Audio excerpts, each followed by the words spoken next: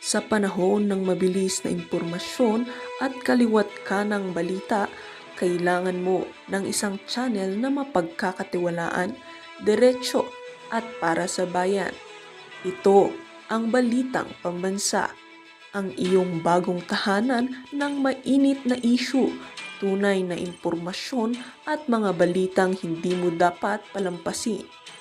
Mula sa mga trending na kaganapan sa social media hanggang sa mga seryosong isyong pambansa. Bantay kami sa bawat sulok ng bansa para sa iyo. Hindi lang basta chismis, kundi validated news, mga impormasyon na may batayan at mga kwento ng tunay na buhay Pilipino.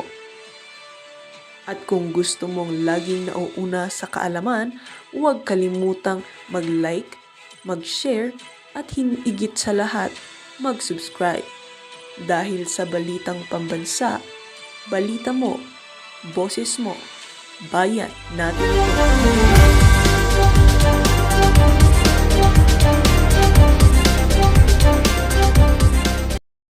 Pruweba raw ng mga mensahe sa pagitan ni dating Yusek Bersamin at ni Pangulong Marcos from December 2024 to July 2025. Let's hear it straight from Congressman Tino. Kabilang dito ang mensahe noong Marso 2024, 2025 ng pagtanggap ng delivery ng 8 billion mula kay Bernardo na pinarating kay Pangulo kasama ang acknowledgement o tugon ng Pangulo na okay.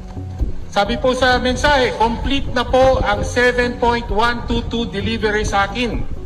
Tapusin ko po ang computation today. Naidetalye rin daw sa mga mensahe yung mga pinagkagastusan ng 8 billion pesos in kickbacks, including yung mga gastos para suportahan ang mga kandidato ng administrasyon noong 2025 elections. These alleged expenses include TV ads. Napakawalang hiya nun mga kababayan. Ninakaw ho nila yung pera ng sambayanan para kumbinsihin ang ating mga kababayan na iboto sila nung nagdaang eleksyon. Yun na ho talaga ang sukdulan ng kasamaan para sa atin. No? Takay mo pera na ng sambayan ng Pilipino. Binigay na yan sa pamamagitan ng buwis, di ba?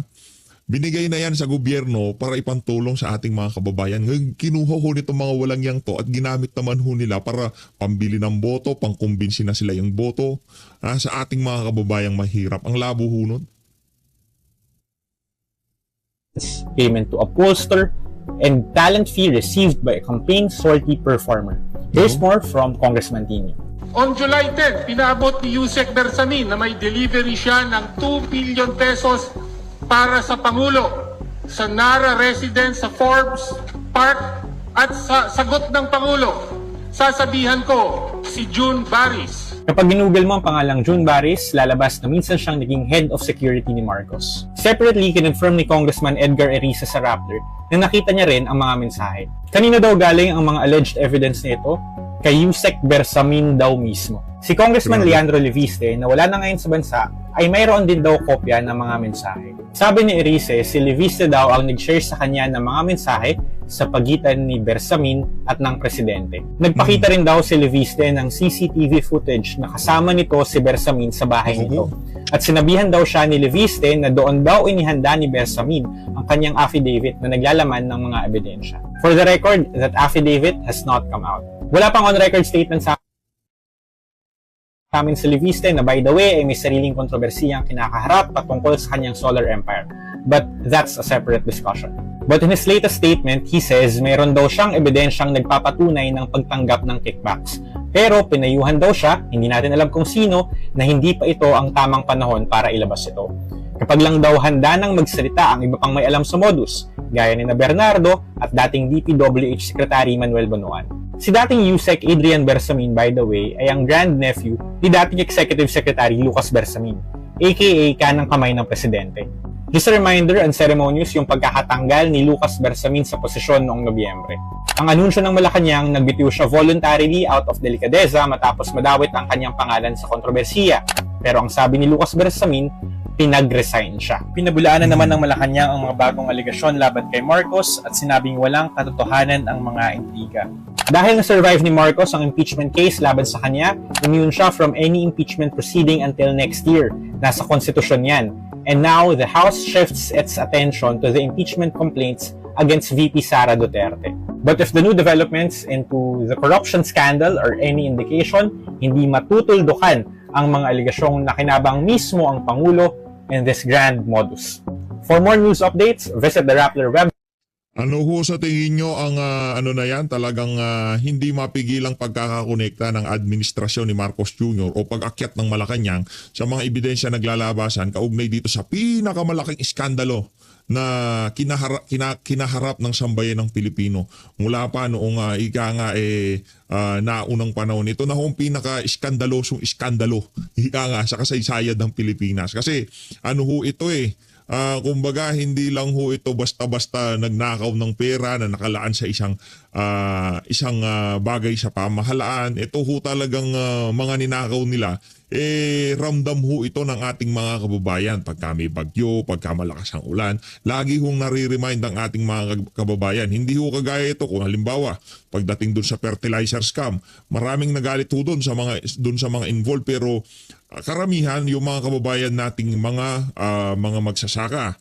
Ngayon, yung mga kababayan natin, nakikisimpatya lamang, especially yung mga hindi naman magsasaka doon sa issue na yun. Pero dito sa issue ng mga maaanomalyang flood control project, araw-araw, kada merong bagyo, kada panahon ng tag-ulan, sa buong Pilipinas, sambayan ng Pilipino, ramdam ho ang paghihirap na dala ng ginawa ho nilang pagnanakaw na yan sa kaban ng sambayanan. Kaya hindi ho ito mawawala sa kamalayan ng sambayanan. No? Siguro ano na rin, yung binulungan ho sila ng spirito ng kasakiman para hukayin na nila ang sarili nilang libingan pagdating sa politika, no. Sige, okay lang yan, nakawin niyo yan, hindi yan mahahalata, hindi kayo mahuhuli diyan. Sabi siguro nung bumubulong sa kanila, kung pulburon man yan, kung ano man yan, di ba? Sa tingin ho natin, blessing in disguise na rin ho yung sobrang confidence ho nila. Yung confidence sila na hindi sila mahuhuli, confidence sila na nasa utak nila kasi lagi silang bangag. Iniisip nila lahat ng problemang kahaharapin nila dito sa administrasyon ay malulusutan nila. Hindi ho nila natansya na ang kanilang nakikipaglaro sila sa apoy, di ba? Nung napaso na sila, wala nang atrasan yan. Kasi pagka nakipaglaro ka sa apoy, pagka nagkamali ka ng dyan, tostado ka dyan. At ngayong mga panahon na to, itong mga nakipaglaro sa apoy na to, sa kaban ng sambayanan, sa pamamagitan ng mga pondo para sana sa paggawa ng flood control, ito na natutusta na ho sila isa-isa ngayong mga panahon na to. Si Marcos Jr. nga, sa sobrang estreso, dinadapuan na ho siya ng mga kung ano-anong sakit ngayong mga panahon na to. Ang tanong, naniniwala ho ba tayo na hindi maganda lagay ni Marcos Jr.? Tayo ay naniniwala dito sa PH Update. Kasi nagmamanifest yan sa mukha niya, katawan niya. Yung pagiging dry ng balat ho niya, normal na yun Yung talaga siya, yung parang laging puyat, hindi natutulog. Ganun kasi yung pagka kasi lagi ho kayong puyat, hindi kayo natutulog. Ang dry ng itsura nyo, hindi pong yung mga bangag, tingnan niyo mga kababayan. Tingnan yung mga bangag, yung mga nasa kanto-kanto. Alam mo pagkabangag. Yung kutis niya parang lupa ba. Normal na yung kay Marcos Jr. Pero yung mamayat, ibang usapan ho yan. Diba, ibang usapan pagka yung tipong mukhang lupa ka na nga, mukhang atay ka na, tapos pumayat ka pa, ibang usapan na ho yan. Diba, hindi ka namang kilalang payat. Kung saan ang kilala kang payat dati pa, kung pumayat ka ng konti, hindi yan mapapansin Pero alam nila medyo bulky katawan mo, tapos bilugin yung mukha mo, tapos ngayon biglang bagsak pati pagmumukha niya. Kaya yung mga nag-iisip dyan na baka talagang totoo yung mga alingas-ngas na merong malubhang sakit ni Marcos Jr. Di rin naman ho natin masisi ang ating mga kababayan kasi alam ho nilang pagmumukha ng mama na yan. Rekta ho tayo sa interview nitong si Congressman Egay Rice dyan sa One News PH. Tony Con, thank you for joining us this afternoon. Congressman. And Ami, good afternoon. Good afternoon, sir. Sir, balikan ko lang yung screenshots that you said that you saw na pinakita sa inyo ni Congressman Leandro Lebiste, Yes. where it appeared to show na nag-acknowledge daw yung presidente na tumanggap siya ng so many billion, I think 8 billion from Aiden Bersamin. I got that right, no?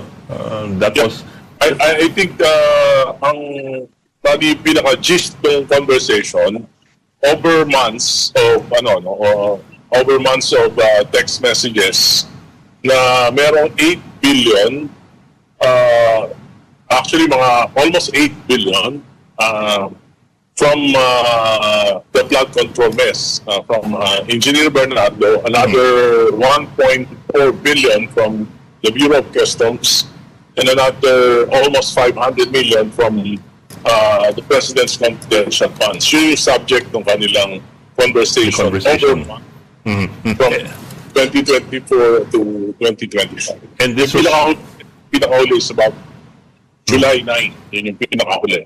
And this was shown to you by Congressman Lebiste, both to you and to the members of the Makabayan bloc. And they've also made the same announcement as well, if I recall correctly. Not Makabayan Bloc, but also some members of Congress.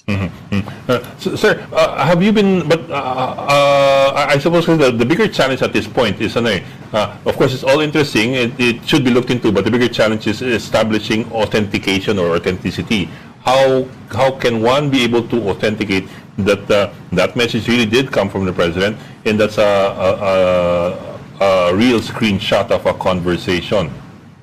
That's why I'm urging Senator Lacson, because he's the first one who named the Bersamins as recipients of the Parto 8 billion. Diba? Siya yung una nagsabi nun eh. So, kaya lang, pagkatapos niyang sabihin yun, bigla na lang nagkaroon ng gulo, nag-resign tinanggal si Bersamin. Yes, Bersamin, pero hindi niya pinatawag. Yun na, malaking misteryo sa akin yun eh. Malaking misteryo sa akin yun na hindi yan pinatawag ng Blue Ribbon Committee. Diba? So, I think it's high time for Senator Lacson to call the Bersamins, call Lian Lebiste, para ma-verify ito. Dahil very serious allegations. At saka ang matindi ho dito mga kababayan, hindi ho pwedeng basta-basta pasinungalingan ni Adrian Bersamin yaang mga lumabas na yan, yaang mga ilinabas na yan itong si Congressman Lebiste. Kasi pagka nagkagipitan, pagka sinabi niyang hindi niya ginawa yan, pagka pinasubpi na yung mga CCTV footage sa bahay niya, 'di ba? Kung ano man yang na yan, yung cellphone records, lalabas at lalabas ho yan. Kaya sa tingin natin ngayong mga panahon na to, imbis na pagaling itong si Marcos Jr., pagka nababalitaan niya ho itong mga ganitong klaseng development, especially dito sa issue ng mga maanumalyang flood control. Marami ho kasing problema ngayon si Marcos Jr. Ang dami ho niyang problema ngayong mga panahon na to. Isa lamang ho itong sa mga maanumalyang flood control. Problema sa classroom, problema sa pagkain, ekonomiya. Napakaraming niyang problema. At kung sakaling mapababa man nila yung interest na sambayan ng Pilipino dito sa isa na to, sayap sa gusto niya, merong issue na kung saan lagi hong bugbog sarado ang kanyang administrasyon. Kaya kung iniisip ho nila na patahimikin nila tong issue ng mga maanumalyang flood control at kahit pa paano tataas ang approval at trust rating ni Marcos Jr., hindi ho nila maintindihan. Isa lamang ho ito sa napakarami at napakalaking issue na bumabalot dito sa administrasyon na to ni Marcos Jr. So, nakita ko hindi naman pwedeng basta na lang i-compose yung mga text messages na yun eh. In fact, there are items in the text messages that do not concern kickbacks, but other. Isipin nyo na lang ho mga kababayan. Isipin nyo na lang ho. Ganito na lang ho. Edgar Erice yan. Napakamaingat ho niyan. Hindi ho siya basta-basta maglalabas ng anumang mga statement o kung meron man siyang tawag dito kung maglalabas man siya, sigurado hindi ho yan basta-basta. sisiguraduhin niya na yan naka-back up ng evidence. At dito sa paglalabas niya na to, inimbitahan niya sa isang tawag ito, restaurant, sa pangalawang restaurant, lahat ho yun, merong CCTV yun. Ika nga, pagka nagkabistuhan, pagka merong nag-deny dyan, meron naman akong proteksyon, di ba? Ngayon, sa sobra sigurong awang-awa na rin tong si Congressman Ege Sambay ng Pilipino nung nakita niya yung mga pinag-uusapan dun sa text message na yon. Ang panawagan ho niya dito, hindi kung ano mga kasiraan kay Marcos Jr. Ang sinasabi niya dito, pagpaliwanagin natin ang Pangulo. Patawag niyo mga Bersamin, once and for all, tuldukan natin itong aligasyon na to. Yun ho ang ano niya eh, yun ho ang kanya dito eh. Hindi man anti-Marcos yan. Di ba mga kaibigan niya nakikiapid sa administrasyon nitong si Marcos Jr.? Very important national issues. So yun yung nakita ko. At actually, yung nakita ko mga items talagang lumalabas, ginamit ito, maramihan dito ginamit sa 2025 national and local elections. And nakalagay din doon that the Allianza senators receive something from this source. So, syempre, kilala nyo naman kung sino yung mga Allianza senators. So, nakita rin natin doon na merong ang pangalan doon ni Congress Bobby Chanco being the campaign manager of the Allianza and a name of a very well-known entertainer who received billions of pesos from this source. Actually, tinanong ko si Congressman Chanco, sabi ko, totoo ba na mayroong ganito para kay ganito? Sabi niya, totoo yan. Dumadaan sa akin, pero hindi ko alam kung saan ang source. Basta ako ang campaign manager, ako yung nagsasabi kung sino yung mga babayaran. Pero hindi ako makawak ng pera. Ibang klase, no? Di na nagtatanong itong si yung campaign manager nila, tanggap lang ng pera. Grabe, daming pera kung dumaan dyan sa mama na yun. Sino yung entertainer? Sino yung entertainer? Well, very well-known entertainer, si Andrew E. Sabihin mo. Naku, Andrew E.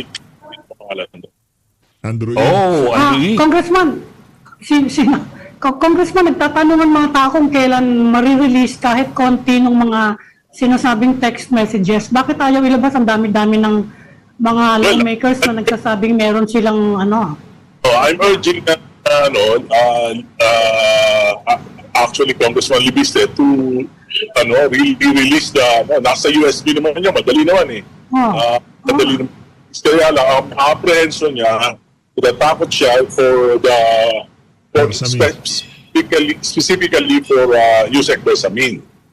Para it seems that they have some close relationship, so natatakot siya kasi nagpunta raw. Hindi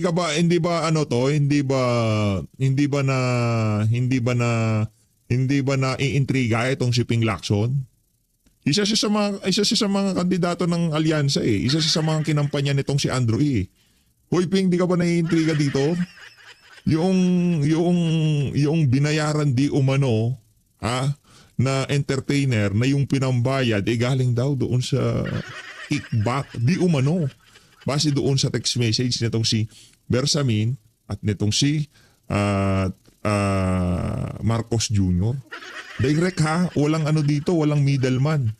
Walang middleman kagaya ng mga diskaya kasi meron pumipick up, dinadala sa leadership ng House, hindi ganoon. Etong si Adrian Bersamin, rekta sa Pangulo. Wala bang ganoon? Wala bang pero kung itong si Marcos Jr., yung kalagayan niya, siya ngayon si BP Sara, naghalo ng balat sa tinalupan, nagpatawag na sila ng in aid of legislation sigurado. O baka sakali, kahit patay na yung impeachment, binuhay ito ulit. Pinagbutuhan ulit dahil dito sa issue na to. Sila sa isang bishop, at ang sinabi raw ng bishop, wag ilabas. So, ilalabas nila, parang asking support from the religious sector, pero yung kinausap nilang bishop, diniscourage sila. So yun yung apprehension nila dahil alam niya napakawalang hiya naman ng bishop na yun. Uy, sino ba yung bishop na yun? Ilabas yung pangalan ni bishop. O kaya ngayon, Kaya ngayon, sigurado, maiintindihan na ng sambayan ng Pilipino kung bakit ang daming galit hindi naman sa lahat, maraming galit sa mga karamihan ng mga nasa simbahang Katolika, yung CBCP, mga bishop diyan, o baka si Bishop Benny Abante kinausap kaya diniscourage sila. Bishop din yun eh. Naman natin na very powerful yung apektado nitong files na ito. Pero Pero wala na sa pwesto yan eh. Saka yan ang iniisip ng mga tao hanggat wala yung pruweba na text messages, kahit konti man lang na screenshot, para nag-iimbento lang ng istorya yung mga nag-aakusa. Alam mo, wala namang mawawala. Ito naman si Ma'am Ami. Nag-iimbento, meron na CCTV footage, nagpunta na nga sa bahay. Ang bihira kayo, bahala ka Magkakaroon ng investigation, meron namang sinabi, may tao, kung sino, mga tao, pwede itatawag. Alam mo, yan ang problema sa atin, Ami. Binuksan yung ITI, pag lumalapit na sa mga cabinet members, sa Malacanang, ito. Tapos yung BRC, nung lumalapit na sa Malacanang, lumalapit na sa cabinet members, ito. So wala talagang Kaya ilabas mo na lang nga yung kung ano yung hawak nyo. Para mapilitang buksan yung investigasyon. Pero anong proper dapat nga doon sa kaya naman nilabas siya kaya naman kami kinausap ni Congressman Libiste kasi Wala sa ulo ang po sabi si niya para hindi ma-dismiss yung kaso pwede naming ilabas yung kaya lang bandang ulin dati lang talagang kahit na anong gawin namin madi-dismiss din naman so walang quorum umatras sila parang gano'n. Pero sir, kasi if the concern is the safety of for example, Bersamin, well, not the safety, but the proper forum where to expose it.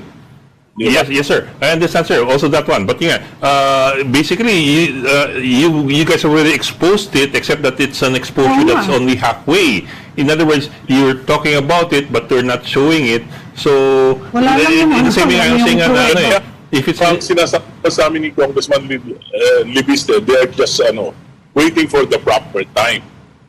Yun ang sinabi. At kaya naman na ilabas siya because si Congressman Antonio Tino, binanggit niya yan during the deliberation dun sa impeachment proceedings ng ating Pangulo during pero hindi na rin pinakinggan ng committee. At pagkatapos, hindi na rin pinakinggan ng plenary. At kaya lang naman ako magsalita dahil binanggit yung pangalan ko. Kasi kahit naman na-dismiss yung impeachment case, you can still go after the other players sa ngayon. Habang, immune from another impeachment complaint si Presidente, pwede nyo pa namang habulin si Adrian Bersamin. Actually, Adrian Teka, bakit natin hinahabol si Adrian Bersamin? Utusan lang siya, bagman lang siya Ano ba naman hindi ba itong si Ami, di nyo ba kayang sabihin na para mahabol natin yung mastermind at base sa mga ebidensya ang Pangulo. Ba't si Bersamin yung nahabol mo? Bersamin, siya yung nagsabi na si Congressman Libiste, pinoprotektahan niya si Yusek Bersamin kasi si Yusek Bersamin, when the Bersamins were named, nagpunta sa bahay niya, may CCTV footages na nagpunta kasama ilang abogado, gumawa affidavit, kaya naiwan sa kanya yan. So, dahil natatakot, kaya niya naman gumawa ng affidavit, si Yusek Bersamin, natatakot siya, baka siya maging fall guy. At naiisip nila na after 2028, paano kung wala na si Presidente, baka sila naman yung wala ang sinasabi nila, siya lang naman yung taga-dispute, siya lang naman yung taga-tanggap. Sir, I get what you mean. You're looking for the proper venue, you're looking for a proper time, and you're looking for it's dahil ang unang-una naman si Senator Lacson you can ask Senator Lacson bakit siya nagbanggit ng mga pangalan ng mga Bersamin, ba't hindi niya pinatatawag sa Blue Ribbon Committee? But at the same time, I understand sir the concerns, but at the same time, the fact is na ilabas na ninyo partway, people are talking about it, but it's not getting anywhere because nakalabas na yung ulo, hindi lumabas yung buong katawan. one. Ganun din. Nagiging Sabi nga ano namin, rin. it's really up to the decision Okay, of okay lang naman para dito sa mga taga-mainstream media na to. Kung ayaw nyo paniwalaan, ano bang magagawa namin kung yan talaga ang... Ay, alam naman namin, ang nasa payroll kayo ng mga oligarko. Ang nagmamay-ari ng ano na yan, ng stasyon na yan, oligarko, wala tayong magagawa, ganyan talaga. Kung ganito ang line of thinking ng mga kilalang mga broadcaster, mga angkor, wala ho tayong hindi ho natin wala ho tayong magagawa diyan. Kasi base sa kanilang pagsagot, ang dating parang paano kami papaniwalaan yan? Bakit hindi ilabas siya? Ilabas nyo na lahat kung ano nalalaman nyo. Huwag nang unti-untiin. Yun nga yung game plan nila di ba? Ang dami na nga nagsalita. Yung si mismong appropriation chairperson, nagsalita na nga di ba? Yung bang sinabi nitong appropriation chairperson, itong si Saldico, itong mga Diskaya, tapos itong pinakamalapit sa Bersamin, pinagdududahan nyo pa lahat ng sinasabi nila ay nagkukorroborate sa isa't isa. Kakakilabot ng mga taga-mainstream media na to. Congressman Libiste, ang sinasabi niya sa amin, there will be proper time. Yun ang sinasabi niya sa amin. And, Si Congressman Tino, meron din siyang kopya ng screenshot. Bakit hindi rin ilabas? kopya, hindi ba sa copy, pinabasa niya lang sa amin lahat. Oo. Ang OA naman itong... Pinabasa niya lang sa amin. Actually, kaya naman namin natatandaan, dahil pinakita niya sa amin yan in 3 occasions. Thursday, Friday, and Saturday. Before the impeachment, nung magkaroon na ng plenary. Before that, kasi gusto nga niya, sana ilalabas namin ito sa plenary. Pero nagdalawang isip siya na ilabas ito. So, I think it's just fair if actually we're trying to help uncover the truth by urging the Senate Blue Ribbon Committee to summon the Bersamins, summon Congressman Libiste para lumabas yung patotohanan. Kasi ang sasabihin dyan ng Senado, give us a stronger reason to open space. Parang nagtuturuan yung mga tao. The chairman of the Blue Ribbon... Walang strongest reason. Kahit kayo dyan sa mainstream media, hindi nyo nga pinapaniwalaan Gusto nyo yung tipong makita nyo na inaabot talaga kay Marcos Jr. Hanggat hindi nyo nakitang inaabot kay Marcos Jr. yung kaperahan, hindi kayo maniniwala. Committee who accused that the Bersamins received Video, meron ka bang video dyan para maniwala si Ami? Congressman Egay, meron ka bang video ni Marcos Jr. na kinukuha niya yung pera? Meron bang gano'n? Kung wala, di maniniwala si Ami. From Engineer Bernardo, that's enough reason to summon them.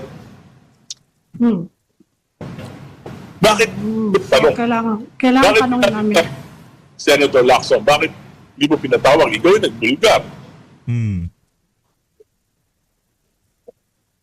Asif naman nasasagot. Tinatanong din nga kasi yung bakit di nyo pakita yung screenshot? Para naman tanga tong si Ami. ang mangyayari nga, ipatawag sa hearing kasi nandun na. Mag-a-under sila ng oath doon. Gets mo ba, Ami? Hoy, Ami, mag-oath sila doon. Mauobliga sila na magpunta doon sa hearing. Ang sinasabi nitong kasi ngayon ilalabas natin, anong meron?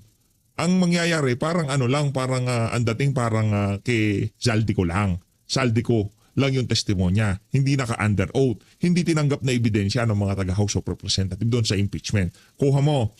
Ang gusto nitong si Congressman Egay Irice, magpatawag ang Senado. Puwersahin yung mga naninira sa kanilang amo na ika nga mag-under oath. Diyan sa kung anumang committee ang tatalakay, diyan sa mga isiniwalat na yan, itong si Adrian Bersit, ang mga taga-mainstream media. Wala nga akong kopya. Ang lalaki ng bayad nyo. Di na maintindihan kung... Si Congressman Libiste lang. At marami kaming congressman na nakakita. Hindi pinadala sa cellphone nyo? Baka naman may kopya ka na sa cellphone. Hindi, wala talagang pinadala. Actually, I was asking Leandro, kung hindi mo kaya magsalita, bigay mo sa akin lahat, ako magsasalita. Okay. Kaya ayaw niya. Takot siya kasi nga sabi niya na nag-try sila to ask the blessing of a bishop, hingi ng tulong. Ang sabi sa kanila ng bishop, huwag niyo ilabas.